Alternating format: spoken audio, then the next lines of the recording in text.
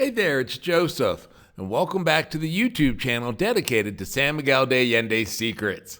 And today we're going to be talking about our nearby pyramid's murky past. As always, in the descriptive box below, there are links to various websites if you need additional information, including one that'll take you out to Amazon that has all 12 of the best-selling books in the San Miguel de Allende Secrets book series.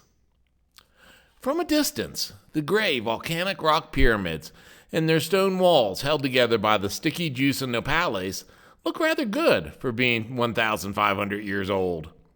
Located in Cañada de la Virgen, or the Valley of the Virgin, in an area 30 miles outside the city of San Miguel de Allende, this ancient ceremonial site is filled with mystery.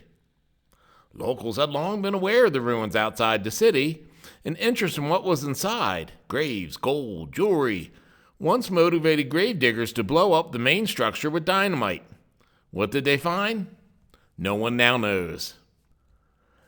The three structures on the site are called the House of 13 Heavens, the largest, the House of the Wind, and the House of the Longest Night. The House of the 13 Heavens was a temple dedicated to a task vitally important in antiquity, keeping time.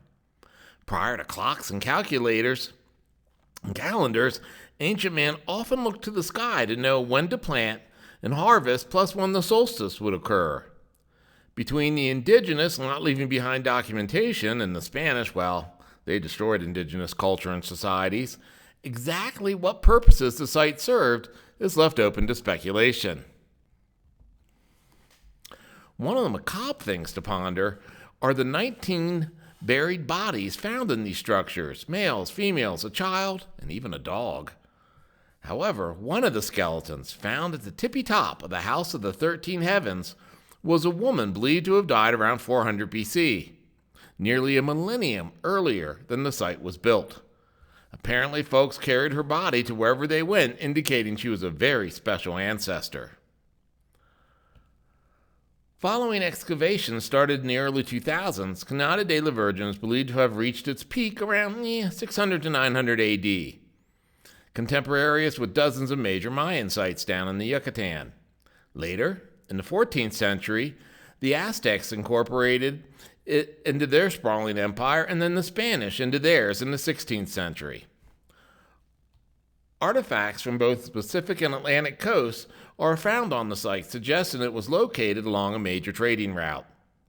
Today, Cañada de la Virgen is a protected archaeological monument, granting it protection against commercial development and other building projects.